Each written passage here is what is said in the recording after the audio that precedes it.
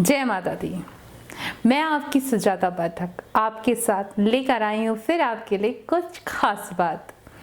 क्या है वो खास बात, उसे जानने से पहले आपको क्या करना है, आपको करना है कि हमारा जो चैनल है एस्ट्रो वॉइस उसको सब्सक्राइब करना है और जो नीचे दिए गया बेल आइकॉन है उसको आपको प्रेस करना है। बस आपको ये छोटा सा काम करना है। वीडियो की शुरुआत से पहले बड़ों को मेरा प्रणाम और छोटों के लिए ढेर सारा प्यार। क्या है खास बात? धनतेरस। जी हाँ, धनतेरस सभी जानते हैं। धनतेरस कब आती है और क्यों सेलिब्रेशन इस दिन को किया जाता है? धनतेरस कार्तिक मास में आती है। जी हाँ, कार्तिक मास में आती है, अमावस्या से ठीक 2 दिन पहले। क्या होता है इस दिन, क्या किया जाता है, क्या करना चाहिए जिससे कि आपको माँ लक्ष्मी का भरपूर आशीर्वाद प्राप्त हो सके? यूँ तो बहुत लोग जानते हैं, बहुत लोग बताते हैं कि आपको ये करना चाहिए, ऐसा करना चाहिए, आपको ये चीज़ें लानी चाहिए, लेकिन मैं जो आज आपको बताने वाली हूँ शायद ही किसी ने बताया हो। जी हाँ, धनतेरस के दिन मान्यता है कि सब लोगों को उपहार दिया जाता है और सभी लोगों के लिए उपहार लिया जाता है। धनतेरस के दिन ही आप कोई नई चीज़ अपने घर लाते हैं तो माना जाता है कि वो चीज़ शुभ होती है। लेकिन क्या आपको पता है कि कौन सी चीज़ लाना आपके लिए शुभ है और कौन सी अशुभ है? ये तो आप सभी जानते हैं, लेकिन शायद आपको ये नहीं पता कि एक छोटी सी चीज़ जिसके बारे में शायद आप नहीं जानते हैं, वो लाने से आपके घर में धन धान्य सुख समृद्धि हमेशा बनी रहती है, यानी कि माँ लक्ष्मी का आशीर्वाद आपको भरपूर रूप में मिलता रहता है।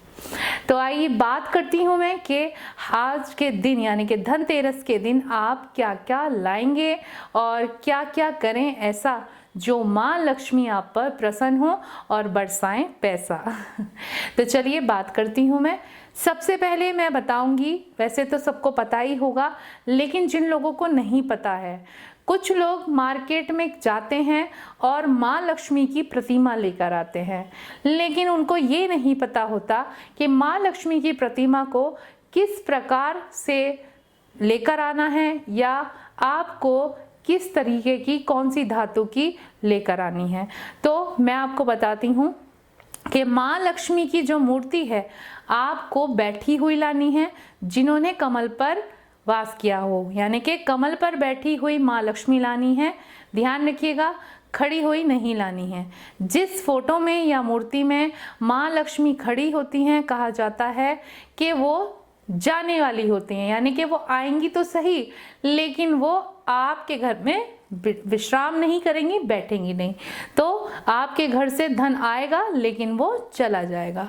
तो इसीलिए आप हमेशा माँ लक्ष्मी और गणेश जी की मूर्ति जब भी खरीदें तो ध्यान रखिएगा कमल हो नीचे और कमल पर ही विराजमान हो माँ लक्ष्मी, और साथ ही साथ माँ धन की वर्षा कर रही हो। तो उससे क्या होगा कि जो बैठी हुई माता होती हैं वो हमेशा सदैव आपके घर में रहती हैं। तो ये था एक उपाय कि आपको ये क्या करना चाहिए जिससे कि माँ लक्ष्मी आप पर कृपा बरसाती रहें। साथ ही साथ आपको कमल गट्टे की पूजा करनी चाहिए, माँ लक्ष्मी को अर्पित करना चाहिए। माँ को बहुत पसंद है कमल गट्टा, क्योंकि कमल माँ का क्या है, कमल पर माँ वास करती हैं, यानी कि कमल पर माँ विराजमान होती हैं, उनका वाहक है। तो कमल गट्टा माँ को बहुत पसंद है। साथ ही साथ कमल पुष्प, जी हाँ, कमल का पुष्प आप चढ़ाएं, अगर गुलाबी कलर का हो तो बहुत ज़्यादा अच्छा है। कमल का पुष्प आप चढ़ाएं माँ की प्रतिमा पर, माँ इससे प्रसन्न होती हैं। आपको क्या करना है, धनतेरस वाले दिन आपको कुबेर जी की पूजा करनी है। जी हाँ, कुबेर जी की पूजा करनी है। आपको भगवान कुबेरेश्वराय नमः का, यानी कि ओम कुबेरेश्वराय नमः का जाप करना है और कुबेर जी की भी मूर्ति आपको इस दिन घर में लेकर आनी है। कहा जाता है कि कुबेर जी इस दिन वर्षा करते हैं धन की अपार। जी हाँ, तो आपको माँ लक्ष्मी के साथ साथ कुबेर जी का भी आशीर्वाद प्राप्त करना है। साथ ही साथ धनतेरस वाले दिन ऐसा क्या करें जिससे आपके घर में धन धान्य हमेशा बना रहे।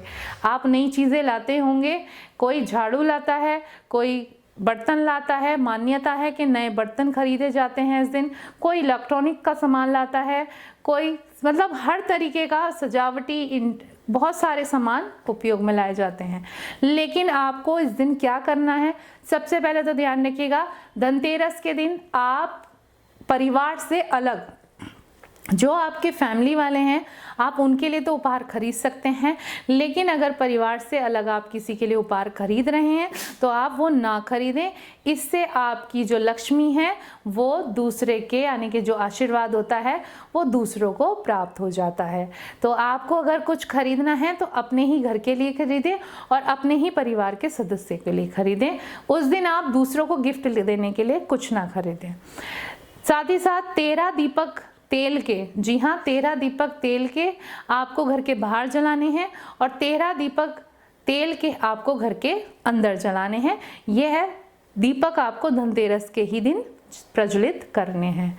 इसके साथ ही साथ आपको क्या करना है, आपको 7 दिए या 11 दिए जलाने हैं देसी घी के, जो कि आपको एक एक दिया अपने घर के अंदर की ओर जलाना है और 2 दिए आपको घर के मुख्य द्वार पर जलाने हैं। ध्यान रखिएगा, देसी घी के भी आपको इसके साथ में दिए जलाने हैं, इससे भी माँ लक्ष्मी प्रसन्न होती है। और क्या करना है ऐसा, क्या बताने वाली थी मैम खास, ये तो हमें पता ही था, है ना। अब मैं आपको जो बताने जा रही हूँ वो सच में बहुत कुछ खास है। ये तो आप सभी जानते हैं, हर साल आप सब कुछ लाते ही हैं। जो नहीं जानते वो हमारी इस वीडियो द्वारा जान लेंगे। लेकिन ऐसा क्या खास है जो शायद ही बहुत कम लोगों को पता है। जी हाँ, वो खास है, आपको क्या करना है धनतेरस वाले दिन, बेल की जो जड़ होती है, बेल की जड़, बेल की छाल नहीं, बेल की टहनी नहीं, बेल की पत्तियां नहीं, बेल की जड़ आपको लेनी है। अगर आप बेल की जड़ नहीं ले पाते हैं तो आपको तुलसी की जड़ भी ले सकते हैं आप, या फिर केले की, केले का जो पेड़ होता है उसकी जड़ लेनी है आपको, और वो जड़ आपको धो करके गंगा जल से शुद्ध कर करके उस पर आप कुमकुम या हल्दी से तिलक कर उस पर मौली बांधने के पश्चात आपको उसको अपने जहाँ तिजोरी हो वहाँ पर रखना है। ये एक ऐसा उपाय है जो शायद ही किसी को पता हो, लेकिन इस उपाय से मैं सच बोल रही हूँ कि 150% दावे के साथ मैं बोल रही हूँ कि आपके घर में कभी भी धन की कमी नहीं आ सकती है। किसी पर अगर लंबे समय से, अगर आप पर दीर्घ टाइम से यानी कि दीर्घ वक्त से कोई कर्जा चला आ रहा है तो उससे भी आपको इससे मुक्ति प्राप्त होती है। तो ध्यान रखिएगा, बेल, तुलसी या फिर केले की जड़ आपको लेकर आनी है। गंगा जल से शुद्ध करने के पश्चात उस पर कुमकुम या हल्दी का तिलक करके मौली बांध करके वो आपको अपनी तिजोरी में रखनी है या जहां भी आप धन रखते हैं। और क्या करना है ऐसा जिससे कि धनतेरस पर और हमें आशीर्वाद प्राप्त हो। झाड़ू तो एक ऐसी चीज़ है जो सबको पता होगा कि हमें लेकर आनी है। जी हाँ, अब आपको क्या करना है ये भी मैं आपको बता रही हूँ। आपको कोड़ियाँ लेनी है, जी 7 कोड़ियाँ लेनी है। 7 भी ले सकते हैं, 11 भी ले सकते हैं और 5 भी ले सकते हैं। तो 5 से कम नहीं लेनी है। उन कोड़ियों को आपको घर की किसी भी दिशा में, बस ध्यान रहिएगा कि दिशा ऐसी ना हो जहाँ पर के आपका शौचालय हो या आपके जहाँ पर भी ऐसा ना हो कि जहाँ पर गलत कार्य होता हो। तो ऐसी जगह पर आपको वो नहीं, गंदगी वाले क्षेत्र में नहीं रखनी है। 7 कोड़ियाँ लेनी है और उनको चुपचाप शाम के समय, संध्या के समय चुपचाप उन पर कुमकुम से टीका करने के पश्चात वो 7 कोड़ियाँ आपको अपने घर की दिशा में गाड़ देनी है। पूरब या पश्चिम में गाड़ेंगे तो वो ज़्यादा अच्छा रहेगा, इससे ज़्यादा फल प्राप्त होता है, क्योंकि कोड़ियाँ माँ की प्रिय होती हैं और इसको करने से, इस प्रक्रिया को करने से आपके घर में सुख, समृद्धि, धन धान्य बना रहेगा। तो तो आशा करती हूँ कि आपको मेरी ये वीडियो अच्छी लगी होगी। तो नीचे दिए गए बेल आइकॉन को भी दबा दीजिएगा, चैनल को भी सब्सक्राइब कर दीजिएगा और जल्दी से जल्दी नीचे दिए कमेंट बॉक्स में कमेंट डाल दीजिएगा कि आपको मेरी ये वीडियो कैसी लगी है। हैप्पी दिवाली। और पटाखों से दूर रहें, ज़्यादा पटाखे ना जलाएं क्योंकि पटाखों से प्रदूषण होता है और साथ ही साथ नॉइज़ पोल्यूशन भी होता है, एटमॉस्फेयर बिगड़ता है।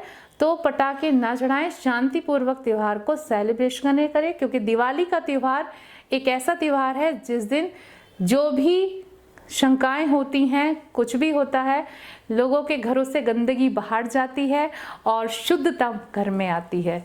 तो इसी के साथ मैं सुजाता आपसे आज्ञा लेती हूँ। Happy Diwali all of you और खुश रहें, स्वस्थ रहें। नमस्कार।